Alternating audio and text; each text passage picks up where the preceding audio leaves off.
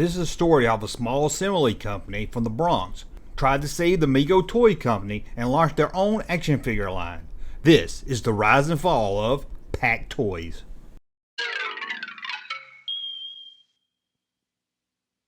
In 1972, Joe Russi started up MAS, Manufacturers Assembly Service, and their biggest clients were producing antennas. Finding other companies that wanted a US-based company to assemble their stuff wasn't easy, as most companies were now using factories in Hong Kong. There they could save costs and get things done cheaper. Things were starting to look hard for the Mac company. To unwind from the hardships of running his own company, Joe decided he would do something that he hardly ever took the time to do. He went to lunch. He found a small, nice place there in New York that just happened to be next door to a toy company's main office. While eating his lunch, two well-dressed men came in and sat close to him. Joe wasn't the type to eavesdrop, but he couldn't help but hear the two men talking. They seemed to be upset about working with Hong Kong. He heard one man say that if he could find one US factory to assemble for him, he would give them the job tomorrow. No questions asked. Joe knew that this was the time to speak up. Turning to the men, he said, "If I could find one manufacturer that would let me assemble their stuff, I would take it, today." All three men laughed and they started to talk about each other's companies. As it turned out, the two men were from different fields. One was Arthur Stern, who was the owner of Carrier Containers. The other was Remco Vice President of Manufacturing, Mel Levine. After getting to know each other better, Arthur and Joe formed an all-new company called PAC, standing for Package and Assembly Corporation. And in a few weeks they had their first contract, producing energized Spider-Man toys for Remco.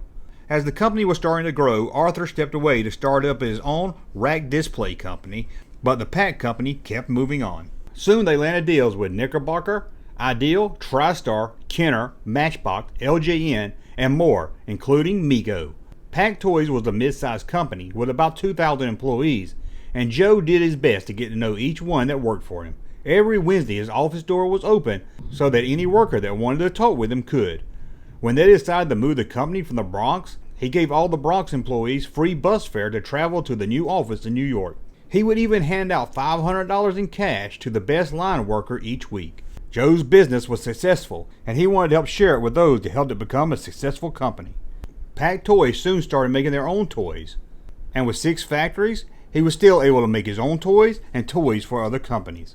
As the 80s started, Mego Toys, who was the king of the toys of the 70s, started to feel a decline in sales. Mego owed PacToys $2.4 million, but Joe had a plan. He would employ the Mego staff at their present salary, use the same vendors, and help with paying off some of Mego's debt. He would also bring over Mego's top national sales rep, Mike Bayer and Pat Sedukas, and Mego's financial head, Jim Goldberg. Jim would do most of the work dealing with the bankruptcy court for Mego and work out the deal between Mego and PacToys. In the deal, Pac would receive all the molds, tools, artwork, trademarks, copyrights, and products that Mego had.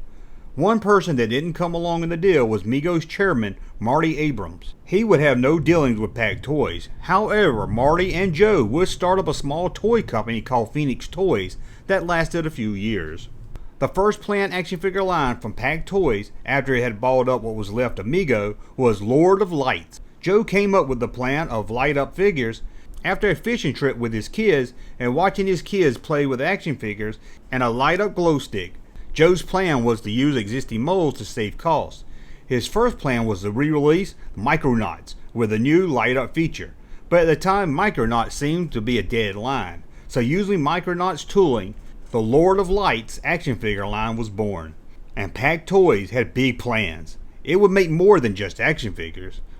They would also have role-playing toys, a ride-on Sonic Rider that was just a retool of the Micronauts Solarin. However, those big plans that Joe had died off quickly. About the time the launch of the action figures, Joe would plead guilty for the misuse of company funds. It seemed Joe was pre-billing factories on merchandise already assembled and ready for shipment. Joe admitted what he was doing, but also admitted that he didn't know that he couldn't do it, saying that he owned 100% of the company. With news of Joe being guilty, no one wanted to have ties with Joe or PacToys. Even stepping away from the company, the damage was done.